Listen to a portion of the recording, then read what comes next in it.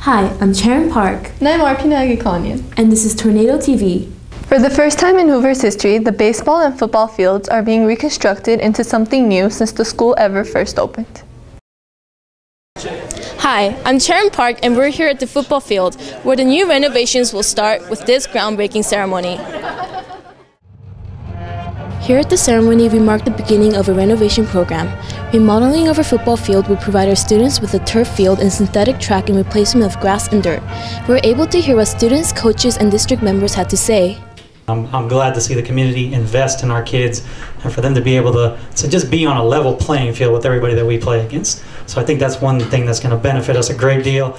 The building of this field shows that Glendale is serious about athletics and is not, and one not need to look outside Glendale for first-class athletic facilities. I mean, we're anticipating that the renovations and the track will be ready in time for graduation. It will be safer, they'll be able to hone their skills better, and I think just pride in the school in general helps our students. When you feel better about yourself, you do better, and a new facility will provide that. With CEV High School having their new field and Glendale High having their field, it's about time Hoover has theirs. With the help of our Key Clubbers, Kiwanis held their incredible duck splash, where about 17,000 rubber duckies raced to the finish line. Rubber ducky, you're so fine, and I'm lucky that you're mine. We are at 7th annual Incredible Duck Splash event produced by Kiwanis Club of Glendale. From 5,000 to 100,000 yellow rubber ducks raced to a finish line to earn great prizes for the adoptive owners. This fundraiser benefits children and youth of Glendale and other neighboring cities throughout the LA County. Rubber ducky, you're so fine, and I'm lucky that you're mine. Rubber ducky, I'm awfully fond of you. Kiwanis is an international organization and we do all sorts of events and we actually advocate for the children especially. So this is an eventful event today. It's called the Duck Race and all the money we raise today is going to go towards a lot of programs within our community here in Glendale as well as international programs. I find it unique how there are so many organizations coming together for this one event. There's Kiwanis, there's Key Club, there's K-Kids, Builders Club, and those are like the little kids, middle school students and high school students all coming together for one cause. So it's really amazing and the whole community is really active and it's really inspiring. A duck, chuck, chuck, a duck, chuck, a duck, chuck, chuck, a duck. This is our first time here, it's just pretty unique, and we've never heard of anybody adopting rubber ducks and then racing them in a lake in the middle of a park. So that's enough to bring us out here. Well, brought my daughter, you know, she loves dogs, and I figured this would be a great event for her to come and check out all the dogs.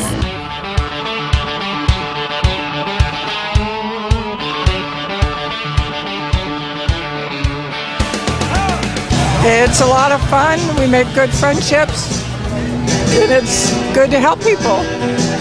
You know, I can actually make a difference just by helping out in this event. It's doing something good and fun at the same time.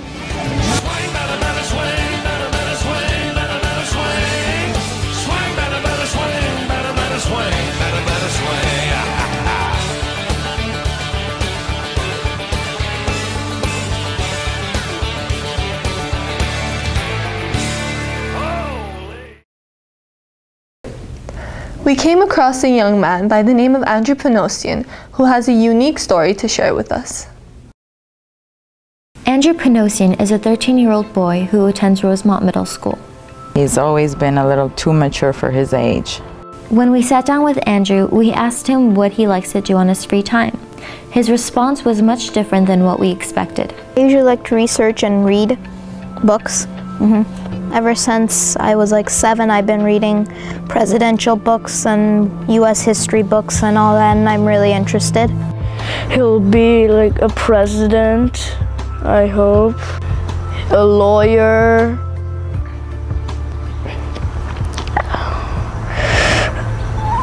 doctor. I really want to become a scientist, a lawyer, or a businessman. You seem to know a lot about your presidents. Are you up for a little challenge? Sure. Okay, so I'm gonna give you the number. So like, if I say like the 4th President of the United States, you're gonna say? James Madison. If I say the 7th President of the United States? Andrew Jackson. 17.